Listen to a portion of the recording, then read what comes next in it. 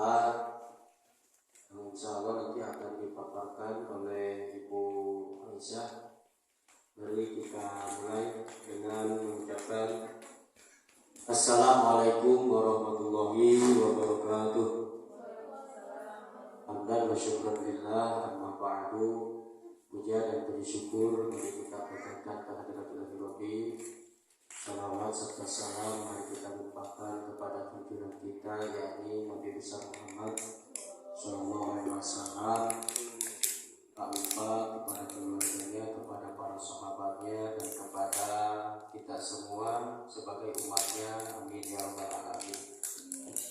Yang terhormat Bapak Kepala Sekolah SDN Negeri Saripan, terhormat Ibu Aisyah SPD, yang mana pada kesempatan ini akan memaparkan diseminasi budaya positif yang akan diterapkan di SDN Negeri Saripan 4, dan kalimat kepada para dewan guru yang kami hormati dan kami banggakan.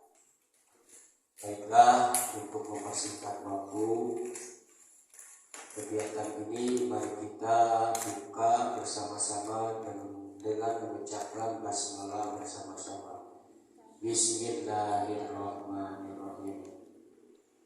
Alhamdulillah, acara seminasi budaya positif pengalaman yang kita terdapat di sini sudah dibuka. Mudah-mudahan acara ini bisa berjalan dengan lancar.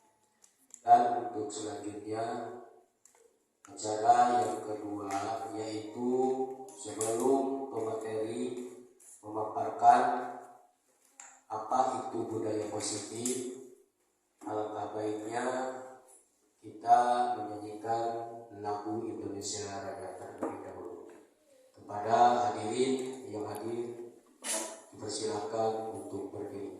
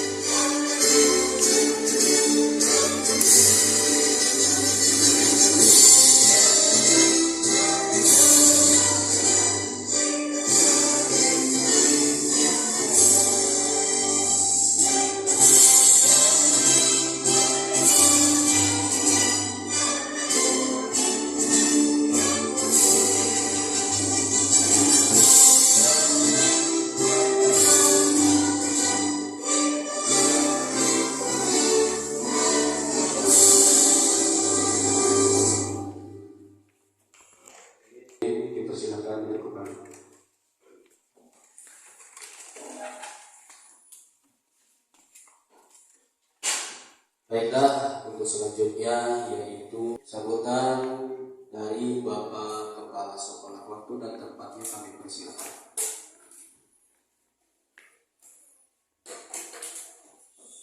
Assalamualaikum warahmatullahi wabarakatuh. Alhamdulillah, alhamdulillahirabbil alamin, wa bihi nasta'in wa ala dunya waddin wa alihi washabbihi ajmain. Terhormat Ibu Siti Aisyah selaku CGP Calon Guru Penggerak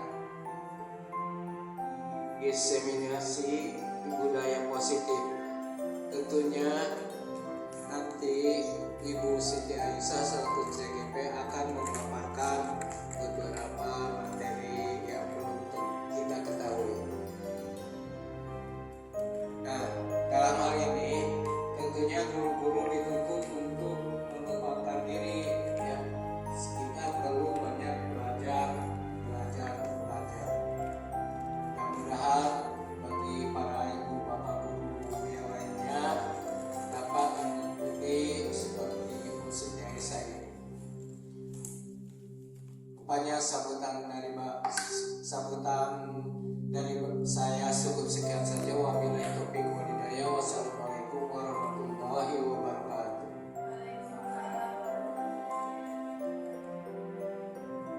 Terima kasih kami aturkan kepada Bapak Kepala Sekolah SDN Dasar 4 yang telah mengisi sambutan pada kesempatan ini.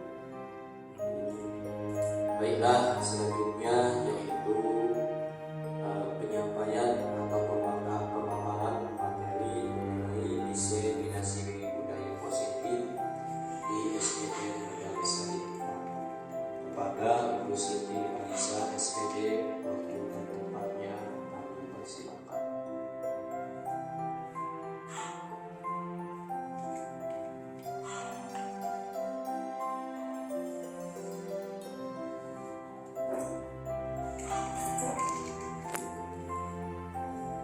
Assalamualaikum warahmatullahi wabarakatuh. Selamat siang dan salam sejahtera untuk semuanya ya. Yang saya hormati Bapak Kepala Sekolah SDN Madrasah 4 dan yang saya hormati Bapak Ibu Guru hebat SDN Madrasah 5. Alhamdulillahirabbil alamin, yang hari yang cerah ini ya kita bisa berkumpul bersama dalam acara diseminasi budaya positif mengenai pemahaman dan penerapan budaya positif di SDN Madrasah 4. Salawat dan salam telah kita sampaikan kepada junjungan besar Nabi Muhammad Sallallahu Alaihi Wasallam. Nah, dalam kesempatan kali ini saya akan memaparkan materi tentang budaya positif. Mungkin Bapak Ibu guru semuanya sudah pernah mendengar budaya positif. Apa itu budaya positif? Budaya positif adalah kebiasaan-kebiasaan yang kita tanamkan kepada murid-murid, di mana kebiasaan-kebiasaan itu berasal dari nilai-nilai kebajikan universal yang diyakini dan diterapkan kepada semua murid di sekolah sehingga menjadi budaya. Nah, untuk yang pertama, saya akan memaparkan perubahan paradigma belajar, kemudian disiplin positif, motivasi perilaku manusia, kebutuhan dasar manusia, posisi kontrol manusia, keyakinan kelas, segitiga restitusi, dan pengalaman pembelajaran yang telah saya terapkan selama menanamkan budaya positif ini di kelas saya. Untuk yang pertama adalah kaitan budaya positif dengan filosofi pendidikan Ki Hajar Dewantara. Seperti yang telah saya paparkan di pertemuan sebelumnya, yaitu tentang konsep filosofi pendidikan Ki Hajar Dewantara yang membawa banyak perubahan ya dalam pemikiran saya. Yang awalnya saya selalu menuntut siswa untuk bisa nilainya bagus dalam setiap pembelajaran.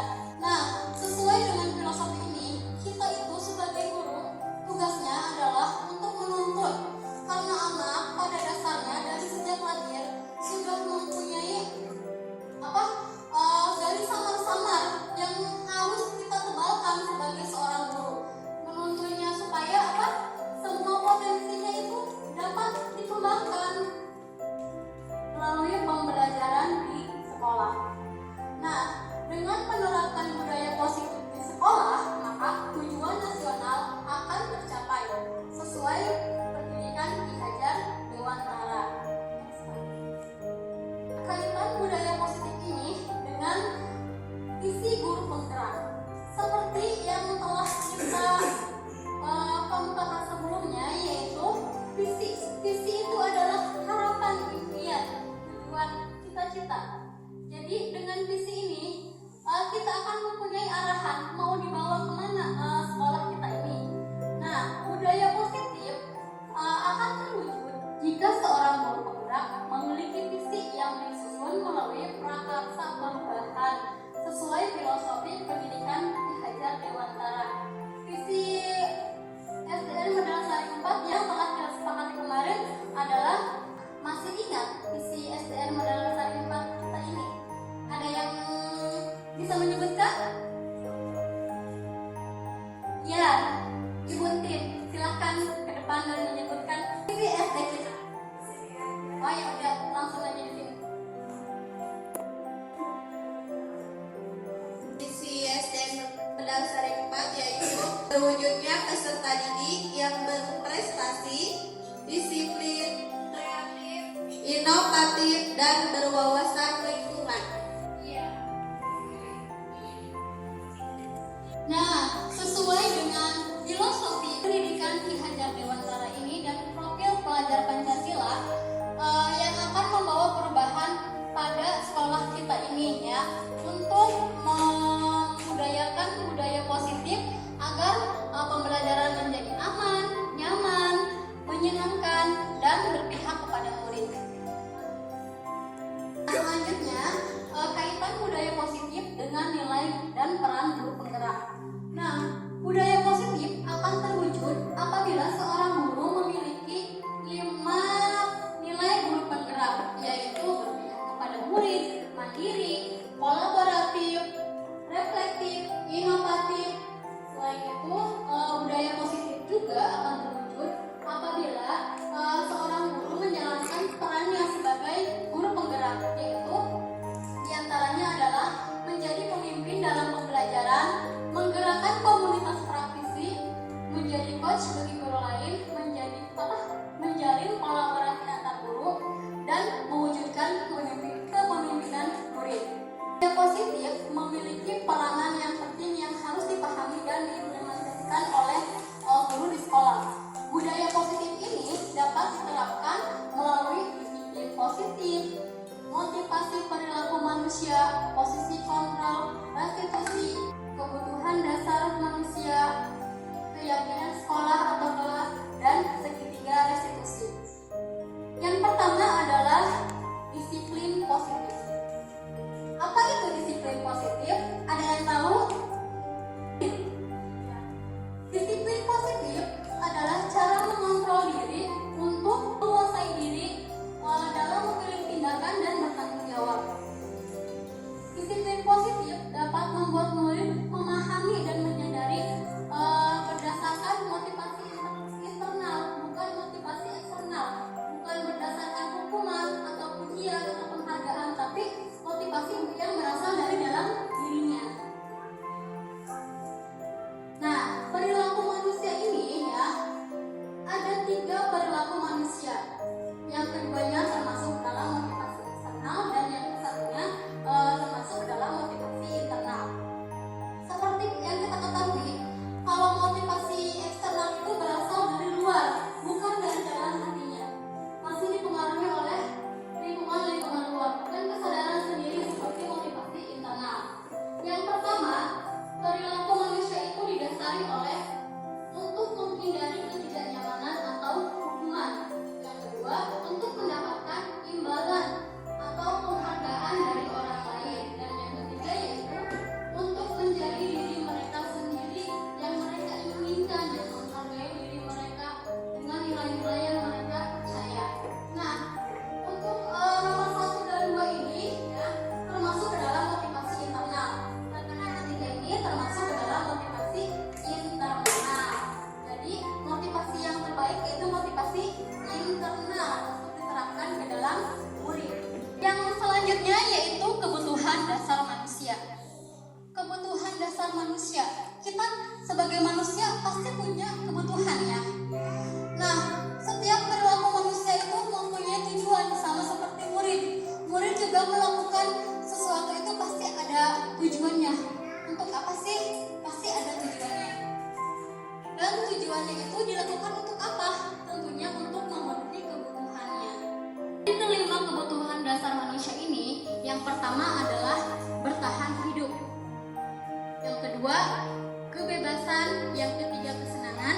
Yang keempat, kasih sayang dan rasa diterima. Dan yang kelima yaitu penguasaan. Maksudnya di sini bertahan hidup adalah seperti yang kita ketahui, kita butuh ya makanan,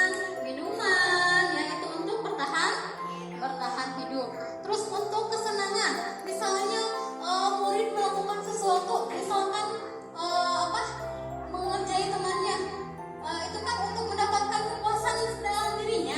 Senang udah ngerjain si A gitu, jadi ada kepuasan tersendiri. Itu untuk memenuhi kebutuhannya. Jadi dibalik sikapnya siswa yang nakal, yang pendiam, yang takut, yang sering nangis, itu semuanya dilakukan untuk memenuhi kebutuhannya. Yang kedua yaitu kebebasan. Misalkan dalam pembelajaran, misalkan gurunya meminta murid untuk mengerjakan tugas, tapi dia tidak mau mengerjakan tugas dengan cara itu, maunya dengan cara yang lain gitu. Nah, itu juga adalah termasuk dalam kebebasan. Terus selanjutnya yaitu kasih sayang dan rasa diterima. Contohnya saya ya di kelas 1 ya, ada murid yang diantar orang tuanya nangis, takut di kelas, takut sama guru. Itu dia dalam hatinya sebenarnya bukan nakal, bukan manja, tapi dia itu punya kebutuhannya yaitu ingin kasih sayang dari gurunya, ingin diterima, takut tidak bisa menerima kasih sayang dari gurunya, makanya pengen diantar sama mama, pengen ditungguin di dalam kelas gitu. Nah, seperti itu. Nah, yang selanjutnya yaitu penguasaan. Ada anak ya di dalam kelas yang dia tuh nilainya bagus, pintar. Nah, karena dia itu merasa paling pintar, ada anak yang kurang pintar atau tidak ada anak bodoh ya, maksudnya anak yang belum bisa gitu. Nah, dia itu mengejek anak yang kurang pintar itu. Nah, itu dia menunjukkan kebutuhan dasarnya yaitu penguasaan. Seperti itu ya. Posisi kontrol restitusi. Restitusi ini adalah perbaikan pembelajaran. Ada 5 posisi kontrol restitusi. Yang pertama, penghukum. Yang kedua, pembuat merasa bersalah. Yang ketiga, teman. Yang keempat, pemantau. Dan yang kelima yaitu manajer. Nah, sekarang kita akan bahas satu persatu. Yang pertama, penghukum. Kita pasti sudah terbiasa ya dengan menghukum siswa. Zaman dulu belum ada restitusi, jadi semuanya ada aturan, ada hukuman ya. Terus kalau penghukum itu, aturan itu dibuat salah satu pihak. Misalkan ada anak yang terlambat, yang memberi sanksi guru, tidak ada kesepakatan dengan siswa. Jadi sebenarnya posisi penghukum itu kurang tepat. Kenapa? Karena anak itu akan memberontak, bukannya malah menurut, tapi malah memberontak karena dia tidak suka dihukum. Yang kedua yaitu membuat merasa bersalah. Ini juga sebenarnya kurang tepat ya. Kenapa? Karena akan memberi dampak pada mentalnya. Jadi gimana sih? Jadi perasaannya jadi merasa bersalah sama pada guru. Yang ketiga yaitu posisi teman. Posisi teman ini jadi hubungan antara guru dan siswa dan murid itu dekat seperti teman. Mungkin ada bagusnya ya, muridnya jadi semangat, jadi aktif. Tapi ketika guru ini tidak bisa memberikan posisinya sebagai teman, dia akan kecewa. Ya. Yang keempat yaitu posisi pemantau. Posisi ini guru ini bertugas sebagai pemantau, melihat misalkan ada siswa yang ada murid yang nakal, dia memantau, memberikan peringatan, tapi dia tidak memberikan solusi harus seperti apa supaya memperbaikinya ini murid, tidak ada. Dan yang kelima yaitu posisi manajer. Posisi manajer ini adalah posisi yang paling ideal, di mana guru melakukan perbaikan pembelajaran dengan memberikan dari mulai menanyakan kejadian yang terjadi. Ini kalau posisi kontrol manajer ini lebih ke restitusi, perbaikan. Jadi selain guru memvalidasi kesalahan siswa, guru juga memberikan solusi atas permasalahan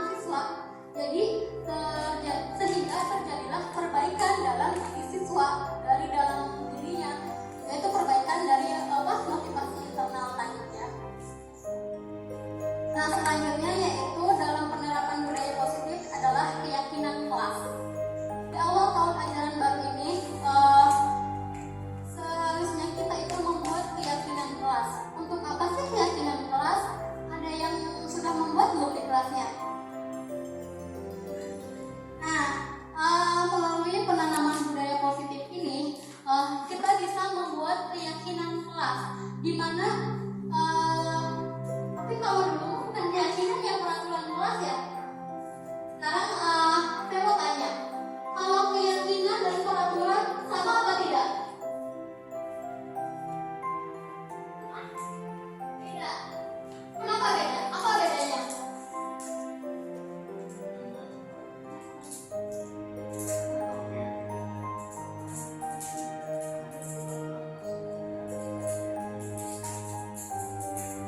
Ya, nah, bagus. Ada yang lagi? Ada yang mau menambahkan lagi menjawab? Apa perbedaan keyakinan dan peraturan? Kalau peraturan itu sudah ditentukan, kalau peraturan nggak sudah ditentukan, kalau yang namanya keyakinan itu harus diri kita sendiri. Kita meyakini bahwa seperti kita melakukan sesuatu itu benar, jadi sedangkan keyakinan Betul sekali. Jadi, antara peraturan dan keyakinan ini jelas berbeda. Kalau peraturan ini dibuat secara sepihak, ya, tanpa ada kesepakatan antara guru dan siswa. Kalau keyakinan ini dibuat dengan kesepakatan antara guru dan siswa, di mana mereka meyakini nilai-nilai kebajikan yang ada dalam diri mereka sendiri. Ketika mereka melanggarnya, guru bisa mengembalikan kepada keyakinan kelas yang telah mereka gagas. Nah, dari keyakinan kelas ini, dari keyakinan kelas 1, kelas 2, kelas 3 sampai kelas 6 bisa dibuat menjadi keyakinan sekolah. Jadi ini bukan peraturan yang harus kalau ketika murid melanggarnya dihukum. Enggak. Jadi ini ketika murid melanggar keyakinan kelas ini, kita sebagai guru bisa mengembalikannya kepada anak, menanyakan apa yang telah dibuat sebelumnya, mengapa melanggar keyakinan yang telah mereka sepakati sendiri gitu dalam pembelajaran. Dalam keyakinan kelas, guru berperan dalam mewujudkan terbentuknya keyakinan sekolah dengan adanya kesepakatan antara guru. Kemudian keyakinan kelas berupa pernyataan universal yang mudah diingat, dipahami dan harus dilaksanakan oleh semua murid. Misalnya, datang dan pulang ke sekolah tepat waktu. Apalagi ada yang bisa menambahkan?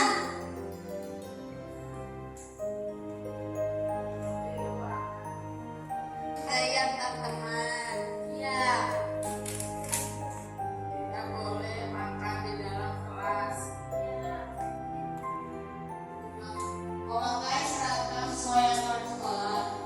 ya, betul sekali ya.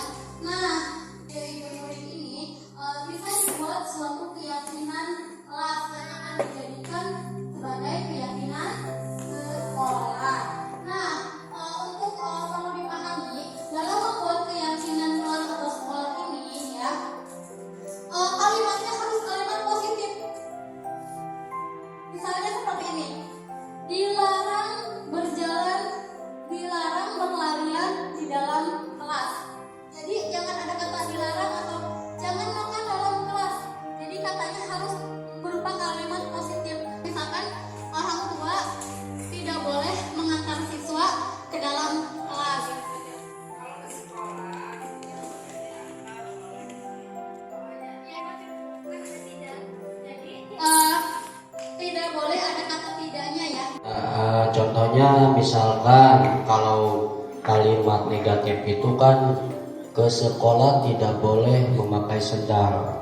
Nah, itu kan ada kata kalau kalimat positifnya ke sekolah harus memakai sepatu. Nah, kalau harus memakai sepatu berarti tidak boleh memakai yang lain gitu. Itu kata positifnya, ke sekolah harus memakai sepatu. Artinya anak itu tidak boleh memakai sandal ataupun yang lain selain sepatu, karena diharuskan ke sekolah itu diharuskan memakai sepatu. Contohnya seperti itu.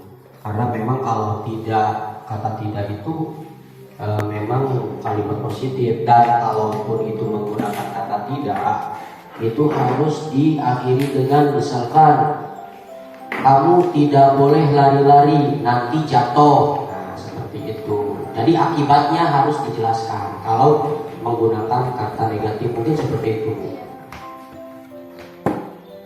Iya Pak, betul sekali, terima kasih.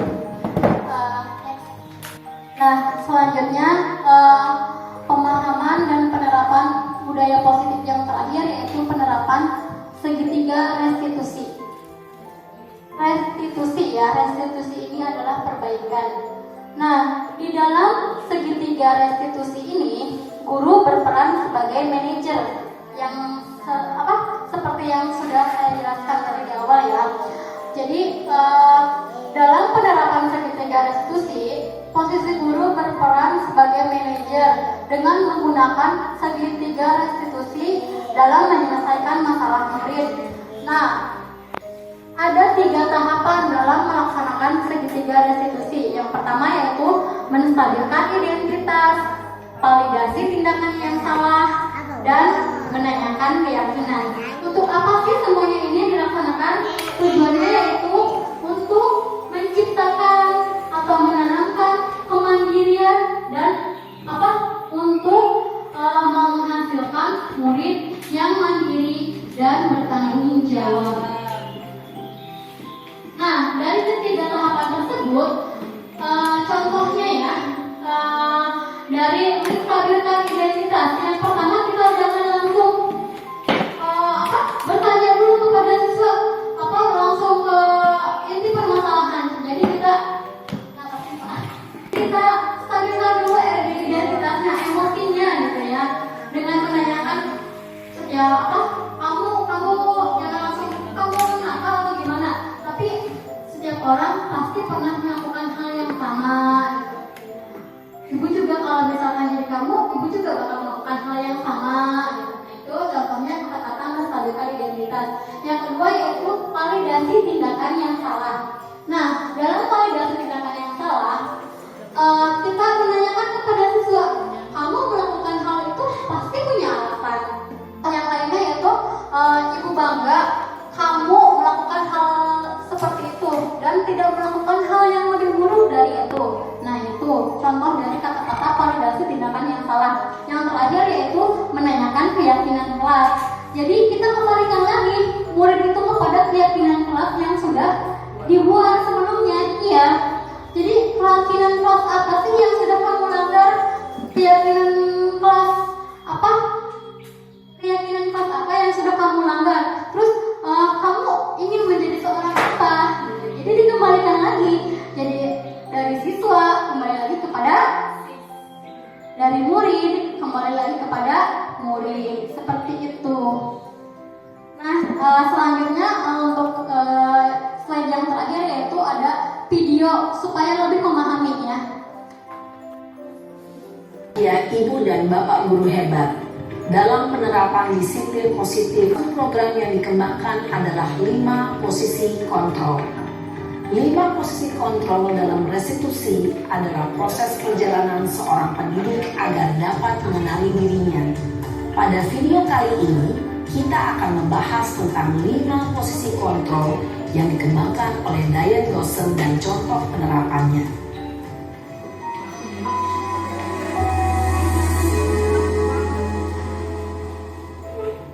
5 posisi kontrol itu adalah 1. Posisi penghukum, 2. Posisi pembuat merasa bersalah, 3. Posisi teman, 4. Posisi pemantau atau monitor, dan 5. Posisi manajer. Untuk lebih memahami kelima posisi tersebut, mari kita saksikan kasus Naren yang terlambat hadir 20 menit di sekolah dan melihat bagaimana kelima posisi kontrol dalam menghadapi masalah tersebut.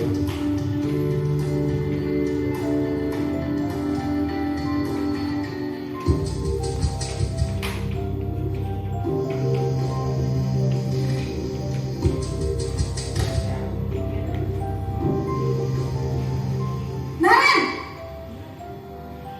sini kamu. Selamat pagi, Bu.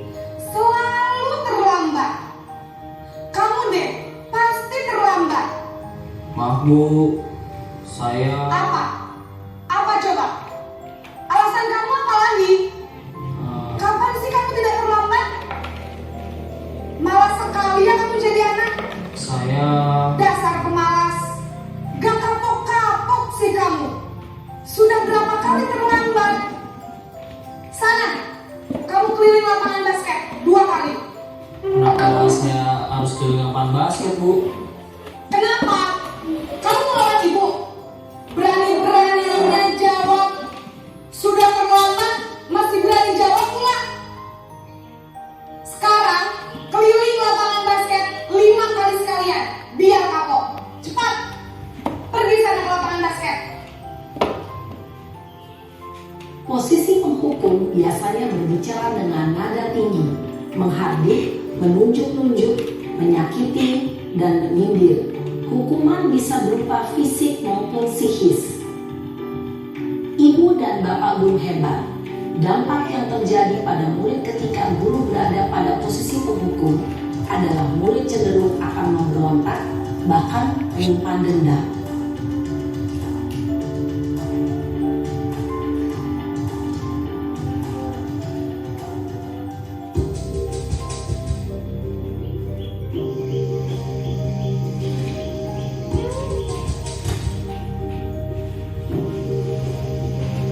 Naren!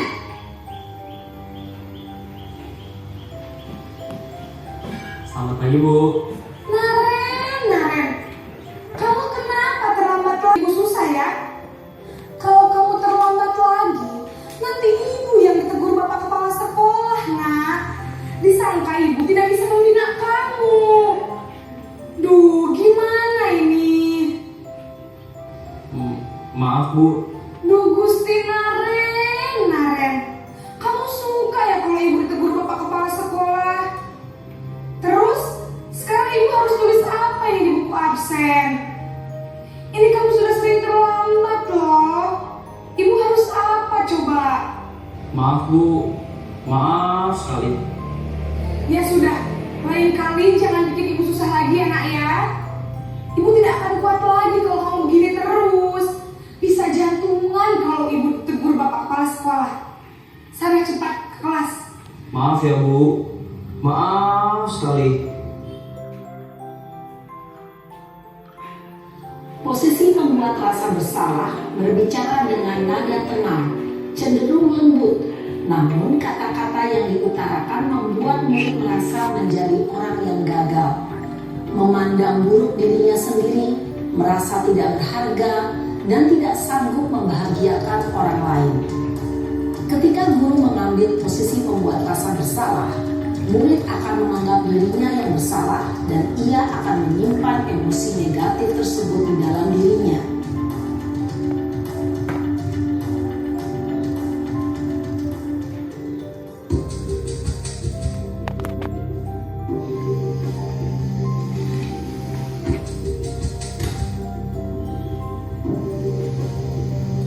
Naren!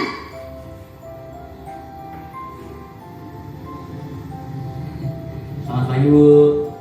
Wah, sudah jam berapa ini nak? Terlambat lagi ya sayang. Iya Bu. Habis ibu saya lupa bangunkan saya Bu. Kamu malah menyalahkan ibu kamu. Kamu bukannya anak yang larinya paling kencang. Kok terlambat sih? Iya Bu. Saya memang terlambat bangun tadi. Jadi biarpun saya lari kencang, tetap gak kekejar Bu. Ya sudah sana. Nanti lain kali larinya lebih kencang lagi ya. Biar gak terlambat lagi. Bikin senang ibu. Demi ibu. Bisa kan? Bisa lah Bu. Ya sudah sana masuk kelas. Ibu beresin urusan absen kamu. Kamu ini ada-ada saja. Dalam posisi teman, guru berbicara dengan nada suara ramah, akrab, cenderung bersenda gurau untuk menjaga suasana tetap santai. Murid akan merasa senang, aman, dan akrab dengan guru. Identitas yang tercipta adalah identitas sukses atau berhasil. Namun, perlu diingat, karena ini masih dorongan eksternal. maka ada faktor ketergantungan dari murid kepada orang tertentu. Di sini guru absennya, sehingga di lain waktu murid bisa berperilaku baik, namun hanya kepada orang-orang tertentu saja.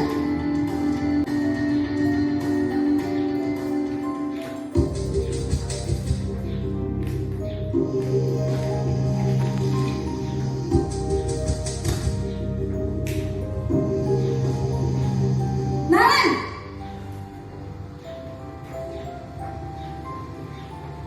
Selamat pagi, Bu. Naren, apa peraturan sekolah kita tentang jam berapa kita harus masuk sekolah, nak? Kita harus di sekolah jam 7, Bu. Iya betul, sekarang sudah jam 7.20. Naren sudah tahu konsekuensinya jika terlambat hadir. Paham, Bu. Saya harus tinggal kelas pas jam istirahat selama 20 menit. Iya benar, konsekuensinya demikian. Jadi nanti jam 9.30 pas istirahat, kamu harus tinggal di kelas, kerjakan tugas tambahan untuk ketertinggalan kamu, ya? Baik, Bu. Posisi pemantau mengandalkan penghitungan atau data untuk mengontrol murid. Guru mengarahkan murid berdasarkan peraturan dan konsekuensi. Seorang pemantau menunjukkan bahasa tubuh dan ekspresi wajah yang datar dan cenderung formal.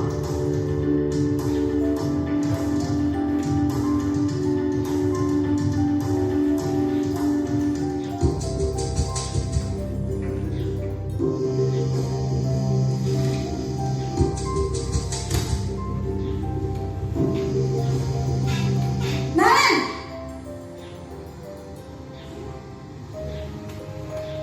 Selamat pagi, Bu. Selamat pagi, Naren. Maaf, Bu. Saya terlambat. Iya, sekolah masuknya jam 7, sekarang sudah jam 7.20. Jadi sekarang bagaimana ini, Naren? Maaf, Bu. Saya lupa setel alarm saya semalam. Baiklah, menurut kamu, keyakinan sekolah yang mana yang perlu kamu tingkatkan? Menghargai diri sendiri dan orang lain mungkin ya, Bu. Setuju. Jadi, apakah Naren meyakini prinsip saling menghormati tersebut?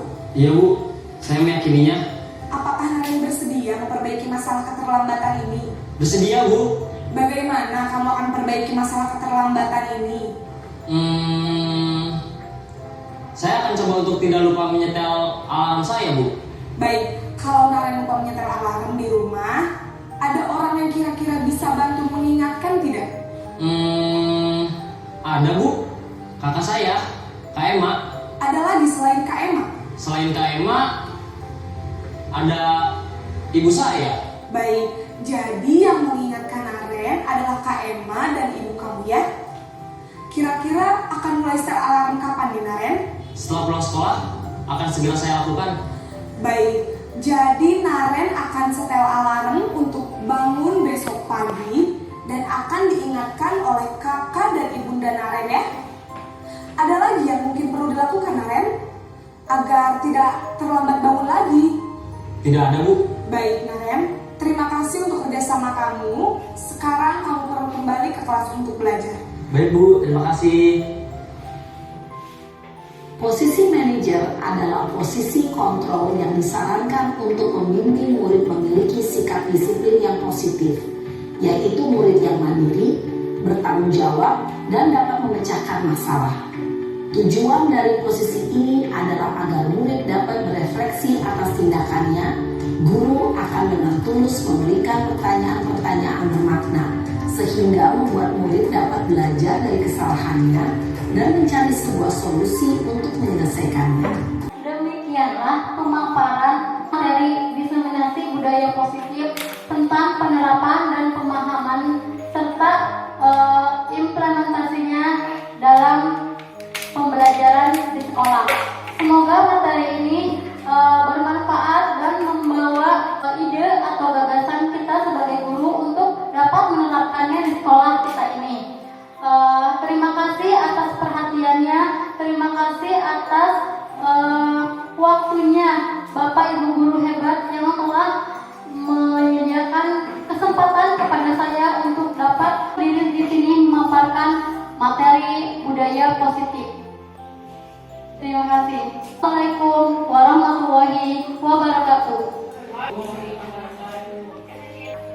Ya, kami aturkan terima kasih kepada Ibu Siti Aisyah SPD yang mana telah memaparkan materi mengenai diseminasi budaya positif. Mudah-mudahan apa yang telah beliau sampaikan tadi menjadikan inspirasi, menjadikan motivasi bagi kita semua, khususnya kita yang menjadi pendidik atau guru di SDN Negara Sari 4 ini, dan mudah-mudahan kita semua bisa menjalankan atau menerapkan budaya positif yang mana tadi sudah dipaparkan oleh Ibu Siti Aisyah, dan menjadikan anak didik kita atau murid-murid kita menjadi murid atau anak didik yang bisa bertanggung jawab dan juga mandiri, terutama dalam kedisiplinan. Mungkin acara penerapan atau pemaparan mengenai diseminasi budaya positif di SDN Negara Sari 4 dicukupkan saja dari saya sebagai moderator. Mohon maaf yang sebesar-besarnya. Kita tutup acara ini dengan mengucapkan hamdalah bersama-sama. Alhamdulillahirabbil alamin. Dari saya cukup sekian. Billahi taufiq wal hidayah. Wassalamualaikum warahmatullahi wabarakatuh.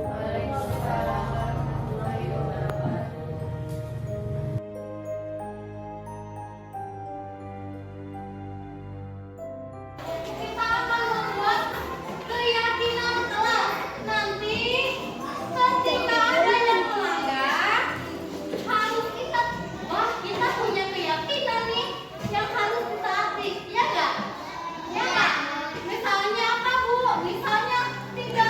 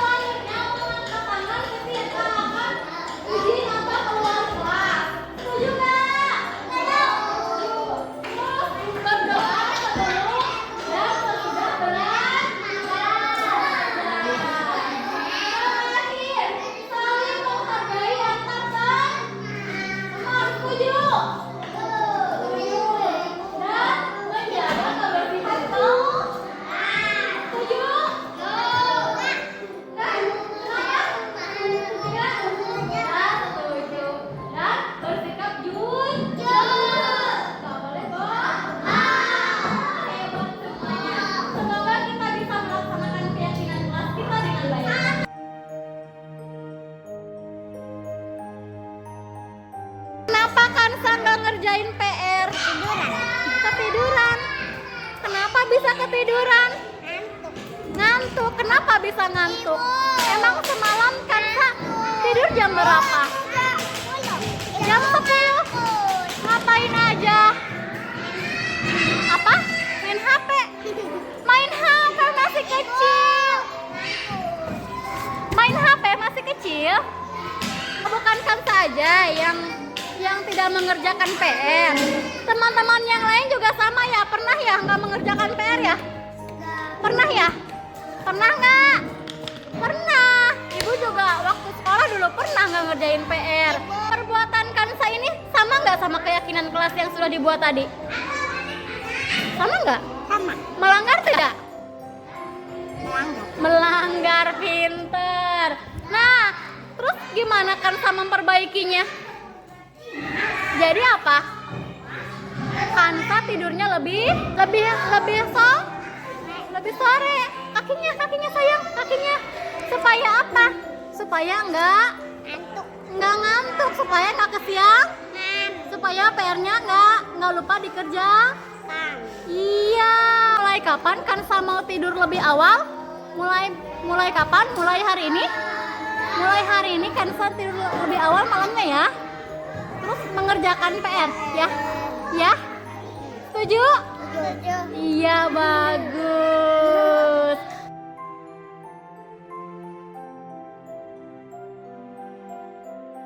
Bismillahirrahmanirrahim. Assalamualaikum warahmatullahi ta'ala wabarakatuh. Halo semuanya, perkenalkan nama saya Hentin Komalasari, wali kelas 3. Saya adalah teman sejawa Ibu Siti Aisyah. Ibu Siti Aisyah telah melakukan sosialisasi, diseminasi, penerapan budaya positif di sekolah kami. Banyak sekali ilmu yang saya dapat tentang budaya positif. Semoga saya bisa menerapkan di kelas saya, di rumah saya. Bu Siti Aisyah, terima kasih atas ilmunya. Tetap semangat, terima kasih semuanya. Wassalamualaikum warahmatullahi ta'ala wabarakatuh. Kemarin itu kelas 5 tidak menggunakan sepatu. Saya bilang seperti ini, si Pandi, saya panggil, bukan dulu pernah kalau itu kena hukuman. Kalau dulu panggil, ditanya langsung kena hukuman, Bu, saya hukuman berapa gitu, atau 4 jam atau apa. Tetapi sekarang tidak, karena ada pemahaman restitusi kamar. Ribet kan, pokoknya pemahaman yang dipaparkan oleh Aisyah gitu seperti ya.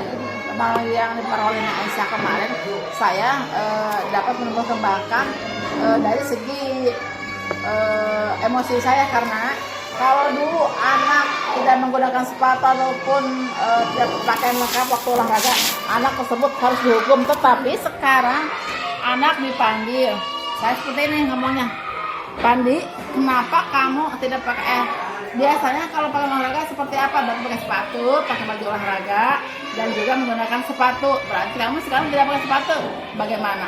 Oh iya Bu, kata anak itu. Saya iya tidak menggunakan sepatu karena lupa, karena kebiasaan. Nah, saya itu kalau dulu mah suka ditegur, sekarang berarti dia aja yang itunya yang punya inisiatif. Iya Bu, nanti di minggu depan berarti saya harus menggunakan sepatu, karena yang namanya olahraga itu menggunakan sepatu, pakaian olahraga dan selengkapnya. Itu mungkin Bu.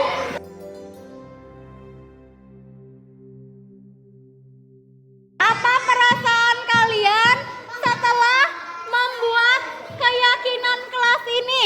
Perasaannya apa? Perasaannya apa? Apa? Senang. Senang. Aska gimana perasaannya? Senang. Senang. Neng Sila gimana perasaannya? Senang. Senang. Neng gimana perasaannya? Senang. Senang. Neng gimana? Senang. Senang.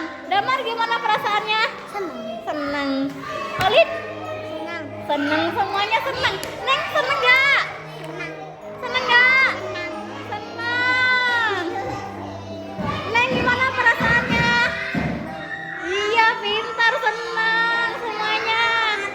Empet, gimana perasaannya? Senang. Ini siapa yang di bawah? Gimana perasaannya? Senang. Iya,